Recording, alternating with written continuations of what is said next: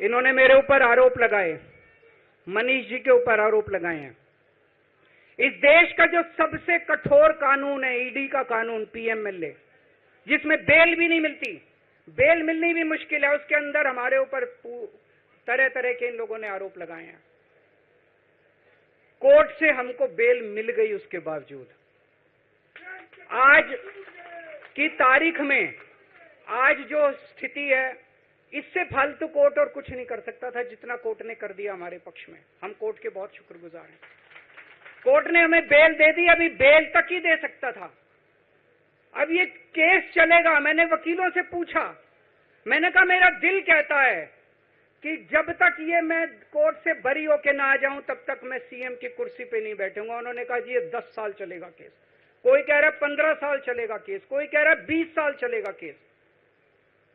तो केस ये अभी लंबा चलेगा। आज कोर्ट जितना कर सकता था, कोर्ट ने हमारे पक्ष में निर्णय लिया है, हमें बेल दे दी। उन्होंने ऐसे कानून में जिसमें बेल मिलनी नामुमकिन होती है, उन्होंने बेल दे दी। आज मैं आपकी अदालत में आया हूं, जनता की अदालत में आया हूं, आपसे पूछने के लिए आया हूं, क्या आप केजरीवाल को ईमानदार मानते हो कि गुनहगार मानते हो?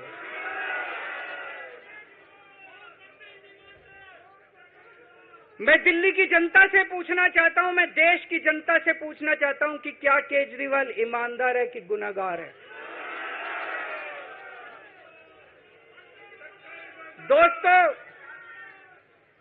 2 दिन के बाद, आज से 2 दिन के बाद मैं सीएम की कुर्सी से इस्तीफा देने जा रहा हूं।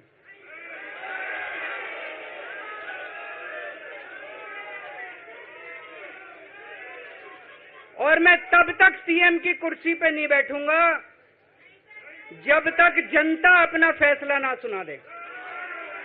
मैं जनता के बीच में जाऊंगा, गली गली में जाऊंगा, घर घर में जाऊंगा, और जब तक जनता अपना फैसला ना सुना दे कि केजरीवाल ईमानदार है, तब तक मैं सीएम की कुर्सी के ऊपर नहीं बैठूंगा।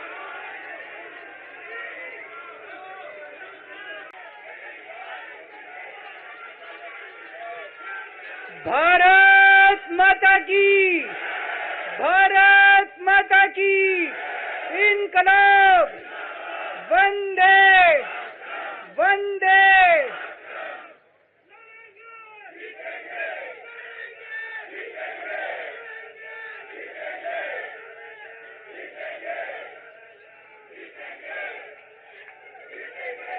मंच पे बैठे हुए मेरे सभी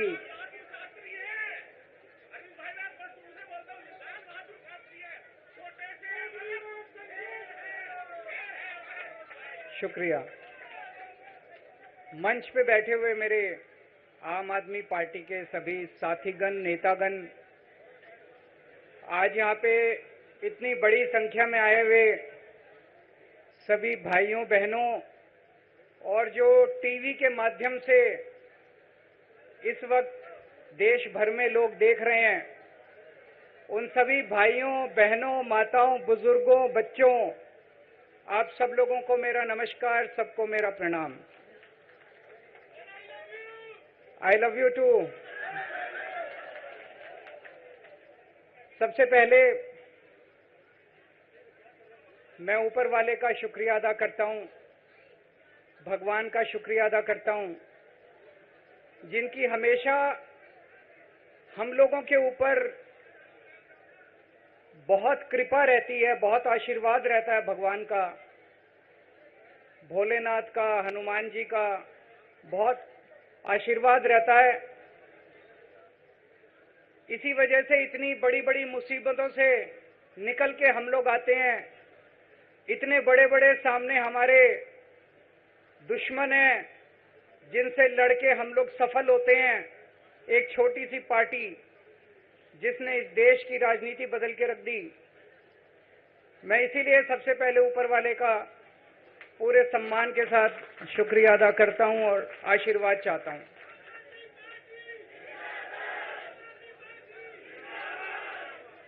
मैं उन लाखों लाखों लोगों का शुक्रिया अदा करता हूं जिन्होंने हम लोगों के लिए, जब हम लोग जेल में थे, मैं, मनीष सिसोदिया जी, संजय सिंह जी, विजय नायर जी, अभी सतिंदर जैन जी हैं, अमानतुल्लाह खान हैं, उनको वो भी जल्दी आएंगे, मैं उम्मीद करता हूँ। जिन जिन लोगों ने हमारे लिए दुआएं की, मन्नतें मांगी, मंदिर मस्जिद गिरजे गुरुद्वारे गए, उन सब लोगों का मैं तहे दिल से शुक्रिया अदा करता हूँ।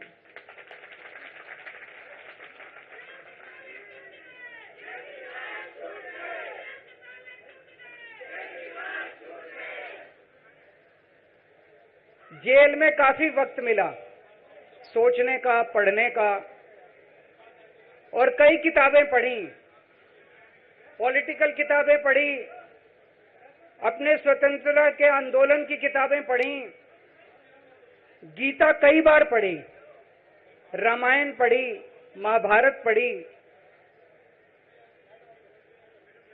आज मैं अपने साथ एक किताब लेके आया हूं, ये भी मैंने कई बार पढ़ी, भगत सिंह की जेल डायरी। आप लोगों ने पढ़ी है? पढ़ना इसको जरूर, खरीद लेना, खरीद के इसको पढ़ना, भगत सिंह की जेल डायरी।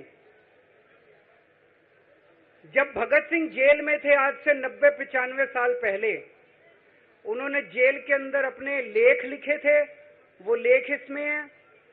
और जेल के अंदर से उन्होंने बाहर कई लोगों को खत लिखे थे, उन्होंने अपने क्रांतिकारी साथियों को खत लिखे थे, उन्होंने देश के युवाओं के नाम खत लिखे थे।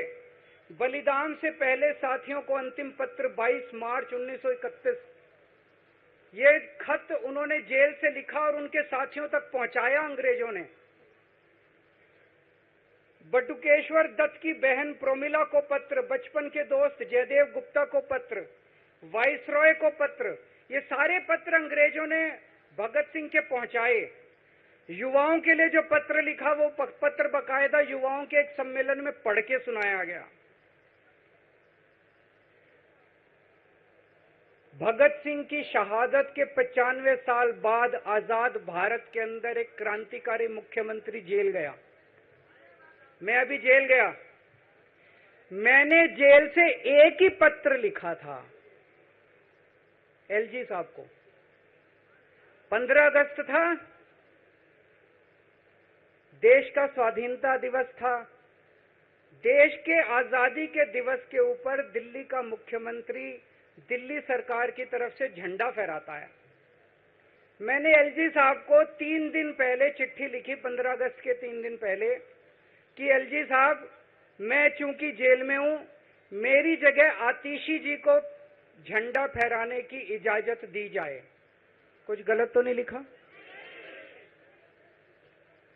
वो चिट्ठी मेरी एलजी साहब तक नहीं पहुंचाई गई, मुझे चिट्ठी वापस करी गई और मेरे को ये वार्निंग जारी की गई। ये वार्निंग भी लेके आया हूं, जिंदगी भर साथ रखूंगा ये मेरे को वार्निंग दी गई कि दूसरी बार अगर आपने एलजी साहब को चिट्ठी लिखने की हिम्मत करी तो आपके साथ जो फैमिली मुलाकात होती है हर हफ्ते, वो फैमिली मुलाकात बंद कर दी जाएगी।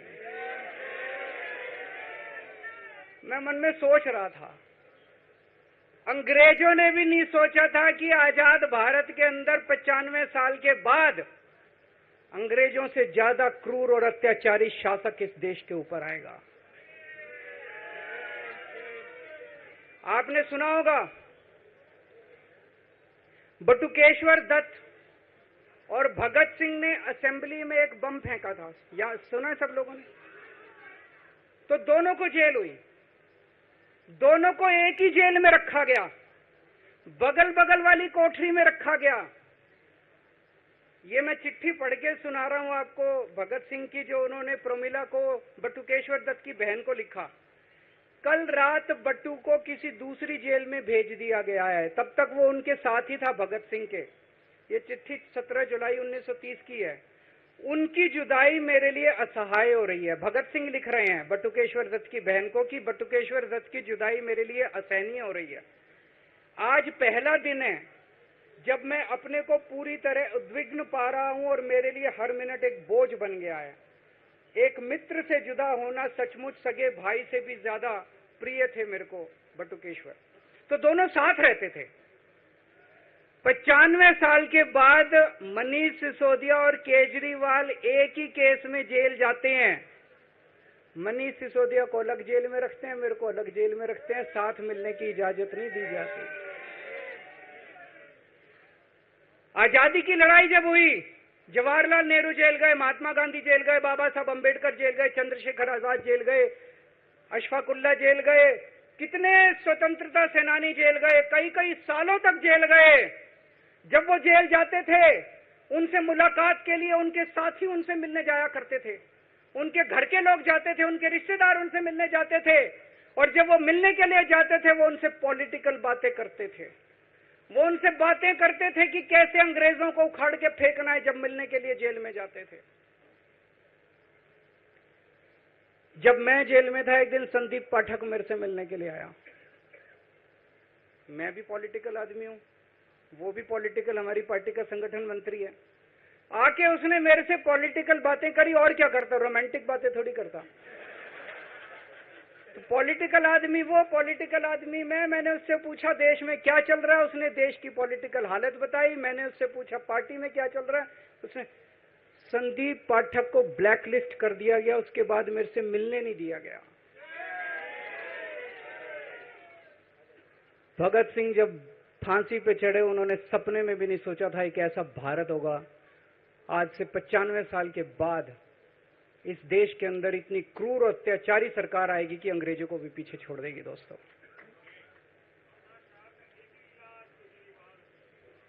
मुझे जेल क्यों भेजा इन लोगों ने? ऐसा नहीं कि केजरीवाल ने कोई भ्रष्टाचार किया, वो इनको भी पता है, मेरे को भी पता है, आपको भी पता है। इन्होंने जेल क्यों भेजा मेरे को? इनका मकसद था आम आदमी पार्टी को तोड़ना। इनका मकसद था केजरीवाल के हौसले को तोड़ना, केजरीवाल की हिम्मत को तोड़ना। इन्होंने फॉर्मूला बना रखा है।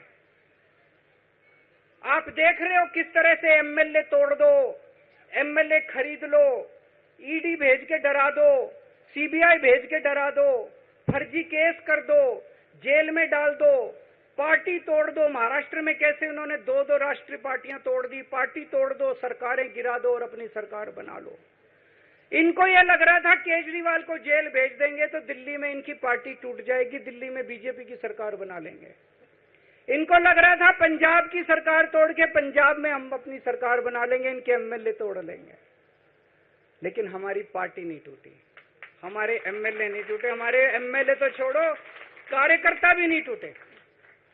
इनकी बड़ी बड़ी साजिशों के खिलाफ, बड़े बड़े षड्यंत्रों के खिलाफ केवल आम आदमी पार्टी में ताकत है जो आज इनका सामना कर रही है।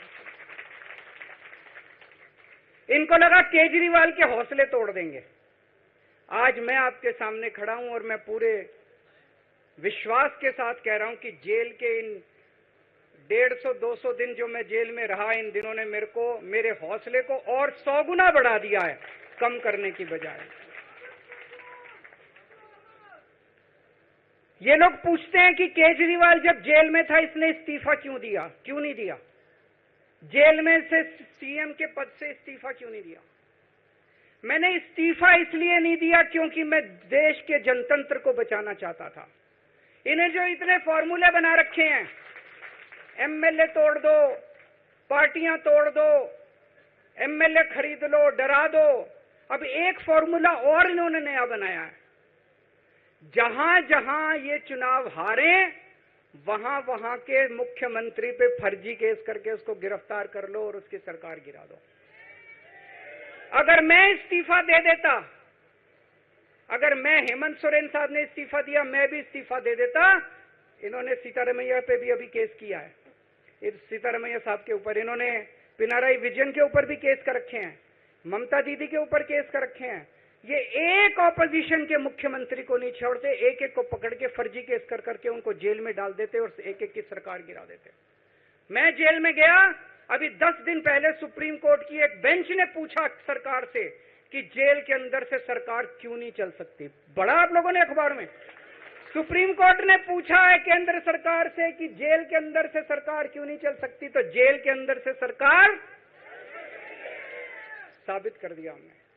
अब मैं देश के सारे नॉन बीजेपी मुख्यमंत्रियों से हाथ जोड़ के विनती करना चाहता हूं, अब अगर प्रधानमंत्री जी हिम्मत करें आप पे फर्जी केस करके आपको जेल में डालें, इस्तीफा मत देना, किसी हालत में इस्तीफा मत देना।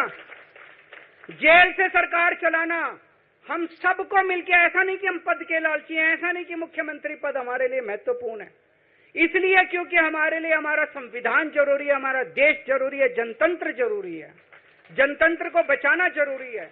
इतने भारी बहुमत से जीती हुई सरकार, एक बार 70 में से 67 सीट आई, एक बार 70 में से 62 सीट आई, और आप पकड़ के जेल में डाल दोगे और कहोगे इस्तीफा दे। मैं सारे मुख्यमंत्रियों से आज हाथ जोड़ के विनती करना चाहता हूं, इनका ये नया फॉर्मूला भी आम आदमी पार्टी ने फेल कर दिया है, जो इन्होंने नया फॉर्मूला बनाया।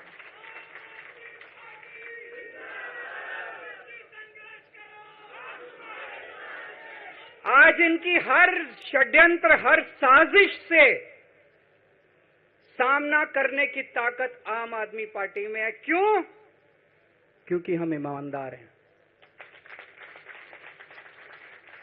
दिल्ली में सरकारी स्कूल थे, गरीबों के बच्चे सरकारी स्कूल में पढ़ने जाया करते थे। सरकारी स्कूलों की हालत बहुत खराब थी, गरीबों के बच्चों का कोई भविष्य नहीं था। 16 लाख बच्चे दिल्ली के सरकारी स्कूलों में पढ़ते थे। टूटे फूटे टिन के स्कूल थे, डिब्बे थे, स्कूल क्या डिब्बे थे, कोई पढ़ाई नहीं होती थी, गरीबों के बच्चों का भविष्य खराब था। उन गरीबों के बच्चों को पिछले 10 साल के अंदर 18 लाख बच्चों को हमने सरकारी स्कूल अच्छे बना के भविष्य दिया है। हम ये कैसे कर पाए? हम ये कर पाए क्योंकि हम ईमानदार हैं।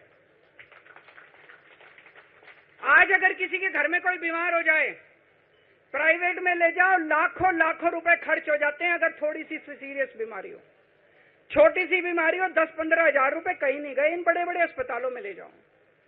दिल्ली के अंदर हर सरकारी अस्पताल को शानदार बनाया, नए नए सरकारी अस्पताल खोले, गली गली में मोहल्ला क्लिनिक खोला, लोगों की चाहे अमीर हो चाहे गरीब हो, सबका इलाज, सबकी दवाइयां, सबके टेस्ट, पूरा इलाज मुफ्त कर दिया। क्यों? क्योंकि हम ईमानदार हैं। आज दिल्ली की महिलाएं जब बस में सफर करती हैं, उनकी टिकट नहीं लगती। बाकी देश की सरकारें घाटे में चल रही हैं, दिल्ली की सरकार ये सब सुविधा देने के बावजूद फायदे में चल रही है। क्यों? क्योंकि हम ईमानदार हैं। आज दिल्ली के अंदर इतनी सुविधाएं, 24 घंटे बिजली आती है आज दिल्ली में, पहले 8-8 घंटे के पावर लगते थे। हम ये कर पाए क्योंकि हम ईमानदार हैं। आज दिल्ली के लोगों को फ्री बिजली मिल रही है। कैसे? क्योंकि हम ईमानदार हैं। आज दिल्ली में जगह जगह सीसीटीवी कैमरे लग गए, स्ट्रीट लाइट्स लग रही हैं, लोगों को तीर्थ यात्रा कराई जा रही है। इतने कच्ची कॉलोनियों के अंदर पिछले 75 साल में इतनी सड़कें और गलियां नहीं बनी जितनी पिछले 10 साल के अंदर में सड़कें और गलियां बना दी। 75 साल के अंदर दिल्ली में इतनी पानी की पाइपलाइन नहीं डली जितने पिछले 10 साल के अंदर पानी की पाइपलाइन डाल दी। कहां से आया पैसा? क्यों? क्योंकि हम ईमानदार हैं। ये हमारी ईमानदारी से डरते हैं, ये हमारी ईमानदारी से डरते हैं। ये बिजली फ्री नहीं कर सकते। क्यों? ये बेईमान है। ये स्कूल ठीक नहीं कर सकते। इनकी 30-30 साल से सरकारें चल रही हैं कई राज्यों के अंदर, 25-25 साल से, 15-15 साल से इनकी सरकारें चल रही हैं। ये स्कूल ठीक नहीं कर सकते, अस्पताल ठीक नहीं कर सकते, ये फ्री इलाज नहीं दे सकते, ये बिजली फ्री नहीं कर सकते, ये 24 घंटे बिजली नहीं कर सकते। क्यों? ये बेईमान, ये बेईमान है। आज इन्होंने ईडी छोड़ दी, इनकम टैक्स छोड़ दिया, दिल्ली पुलिस छोड़ दी, इतने केस कर दिए हमारे ऊपर, और हम डट के खड़े हैं इनके खिलाफ, इनका मुकाबला कर रहे हैं क्योंकि हम ईमानदार हैं। इसलिए ये मेरे को बेईमान साबित करना चाहते हैं, ये मेरे को बेईमान साबित करना चाहते हैं। मेरे ऊपर कीचड़ फेंक रहे हैं, मेरे ऊपर लांछन लगा रहे हैं, मुझे सुबह शाम गालियां देते हैं। लेकिन मेरे लिए बीजेपी इंपॉर्टेंट नहीं है, मेरे लिए आप लोग इंपॉर्टेंट हो। अगर देश की जनता, दिल्ली की जनता को लगता है केजरीवाल बेईमान है, मैं 1 मिनट के लिए सीएम की कुर्सी पे भी नहीं बैठूंगा। 1 मिनट के लिए मैं बैठने को तैयार नहीं। मैंने अपने जीवन में कुछ नहीं कमाया, मेरा बैंक अकाउंट खाली है। हमारी पार्टी का बैंक अकाउंट खाली है। मैंने जिंदगी में कुछ नहीं कमाया, अपनी इज्जत और अपनी ईमानदारी के सिवा मेरे पास कुछ नहीं आया। इनकम टैक्स में कमिश्नर की नौकरी करता था। 2000 में नौकरी छोड़ के सन 2000 से 2010 तक 10 साल मैंने दिल्ली की झुग्गियों के अंदर बिताए हैं। कुछ महीने दिल्ली की झुग्गियों में जाके रहा मैं।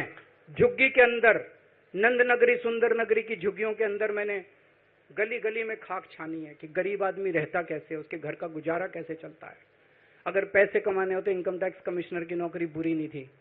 और जब मैंने नौकरी छोड़ी थी तब कोई पार्टी नहीं थी, कुछ नहीं थी। ऐसा नहीं था कि उस टाइम ये था मुख्यमंत्री बनने चला था या कोई पार्टी, कुछ नहीं था, कोई भविष्य नहीं था। केवल देश के लिए जुनून था कि देश के लिए कुछ करना है,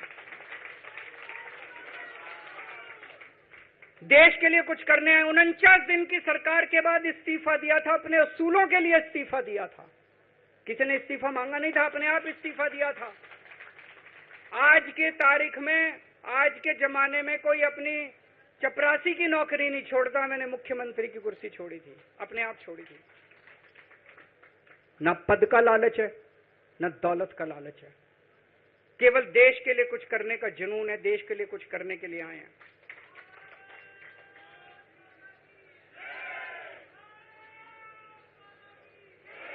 इन्होंने मेरे ऊपर आरोप लगाए, मनीष जी के ऊपर आरोप लगाए हैं। इस देश का जो सबसे कठोर कानून है, ईडी का कानून, पीएमएलए, जिसमें बेल भी नहीं मिलती, बेल मिलनी भी मुश्किल है, उसके अंदर हमारे ऊपर तरह तरह के इन लोगों ने आरोप लगाए हैं। कोर्ट से हमको बेल मिल गई, उसके बावजूद आज की तारीख में, आज जो स्थिति है, इससे फालतू कोर्ट और कुछ नहीं कर सकता था जितना कोर्ट ने कर दिया हमारे पक्ष में। हम कोर्ट के बहुत शुक्रगुजार हैं। कोर्ट ने हमें बेल दे दी, अभी बेल तक ही दे सकता था। अब ये केस चलेगा। मैंने वकीलों से पूछा, मैंने कहा मेरा दिल कहता है कि जब तक ये मैं कोर्ट से बरी होके ना आ जाऊं तब तक मैं सीएम की कुर्सी पे नहीं बैठूंगा। उन्होंने कहा जी ये 10 साल चलेगा केस, कोई कह रहा है 15 साल चलेगा केस, कोई कह रहा है 20 साल चलेगा केस। तो केस ये अभी लंबा चलेगा। आज कोर्ट जितना कर सकता था, कोर्ट ने हमारे पक्ष में निर्णय लिया है, हमें बेल दे दी। उन्होंने ऐसे कानून में जिसमें बेल मिलनी नामुमकिन होती है, उन्होंने बेल दे दी। आज मैं आपकी अदालत में आया हूं, जनता की अदालत में आया हूं। आपसे पूछने के लिए आया हूं, क्या आप केजरीवाल को ईमानदार मानते हो कि गुनहगार मानते हो?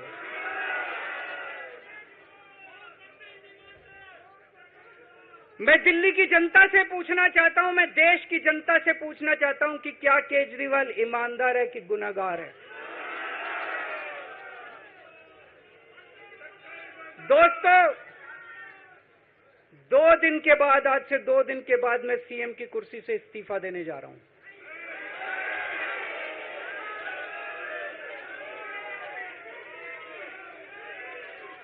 और मैं तब तक सीएम की कुर्सी पे नहीं बैठूंगा जब तक जनता अपना फैसला ना सुना दे।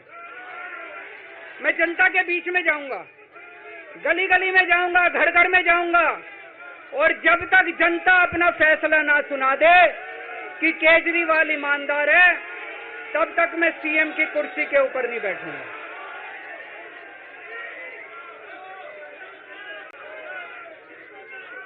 आज से कुछ महीने बाद चुनाव है, दिल्ली के चुनाव है। मैं जनता को निवेदन करना चाहता हूं, अपील करना चाहता हूं, अगर आपको लगता है केजरीवाल ईमानदार है, मेरे पक्ष में वोट दे देना। अगर आपको लगता है केजरीवाल गुनहगार है, मेरे को वोट मत देना। आप अगर मेरे को, अगर आपका एक एक वोट मेरी ईमानदारी का सर्टिफिकेट होगा।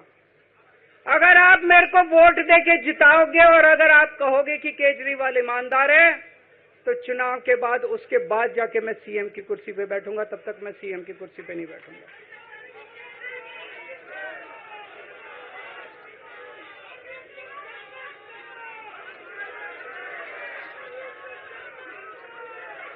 आपको लग रहा होगा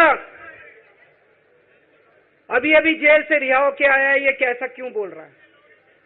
अभी अभी जेल से रिहाई होके आया है, अब ये इस्तीफा क्यों दे रहा है? इन्होंने मेरे ऊपर आरोप लगाया है, इन्होंने आरोप लगाया है कि केजरीवाल चोर है, इन्होंने आरोप लगाया है केजरीवाल भ्रष्टाचारी है, इन्होंने आरोप लगाया है केजरीवाल ने भारत माता के साथ धोखा किया है। ये करने के लिए नहीं आया था मैं, सत्ता से पैसा और पैसे से सत्ता, इस खेल के खेलने के लिए मैं नहीं आया था, मैं देश के लिए कुछ करने के लिए आया था। जब 14 साल के बाद भगवान राम वनवास से लौटे, सीता मैया को अग्नि परीक्षा देनी पड़ी थी। आज मैं जेल से आया हूं, मैं अपनी अग्नि परीक्षा देने के लिए तैयार हूं।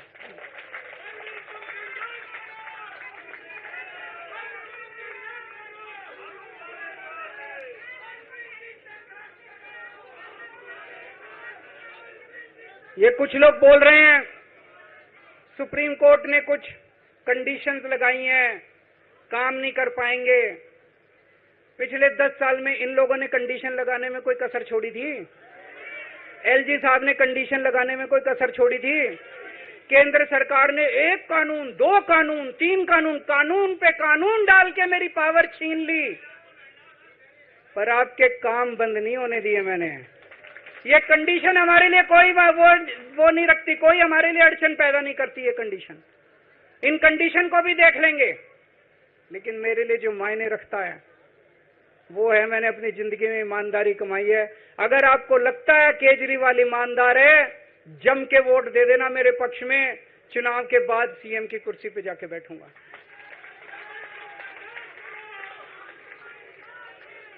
फरवरी में चुनाव है। आज इस मंच से मैं मांग करता हूं कि ये चुनाव नवंबर में कराए जाएं, महाराष्ट्र के साथ कराए जाएं, तुरंत कराए जाएं चुनाव। और जब तक आपका फैसला नहीं आएगा तब तक मैं जिम्मेदारी नहीं संभालूंगा। और मैं जब तक चुनाव नहीं होते, मैंने जैसे बताया 2 दिन के बाद मैं अपना इस्तीफा दूंगा। जब तक चुनाव नहीं होते तब तक मेरी जगह आम आदमी पार्टी से कोई और मुख्यमंत्री बनेगा। अगले 2-3 दिन के अंदर विधायक दल की मीटिंग होगी और विधायक दल की मीटिंग में अगले मुख्यमंत्री के नाम का तय किया जाएगा। मैं मनीष जी से बात कर रहा था, जो पीड़ा मेरे मन में है वो पीड़ा मनीष जी के मन में भी है। इनके लिए भी वही सब कहा गया जो मेरे लिए कहा गया है। मनीष जी का भी कहना है कि ये दिल्ली के उप मुख्यमंत्री और शिक्षा मंत्री और मंत्री का पद तभी संभालेंगे जब दिल्ली की जनता कहेगी कि मनीष सिसोदिया ईमानदार है। तो मैं और मनीष सिसोदिया, हम दोनों का फैसला आपके हाथ में है, जनता के हाथ में है।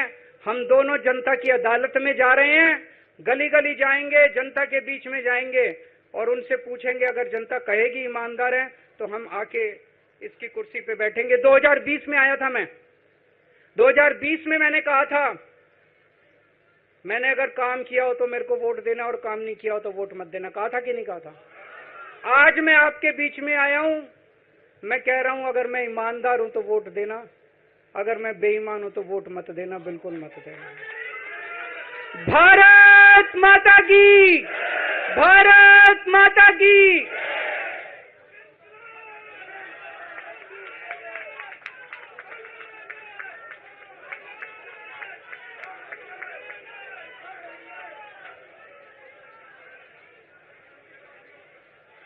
भ्रष्टाचार का एक ही काल, भ्रष्टाचार का एक ही काल, भ्रष्टाचार का एक ही काल, भ्रष्टाचार का एक ही काल, भ्रष्टाचार का एक ही काल, भ्रष्टाचार का एक ही काल, भ्रष्टाचार का एक ही काल। दोनों हाथ ऊपर करके और पूरी ताकत से पूरे दिल्ली में एक संदेश आज के बाद लेकर के जाना है। भ्रष्टाचार का एक ही काल, और भ्रष्टाचार का एक ही काल, और भ्रष्टाचार का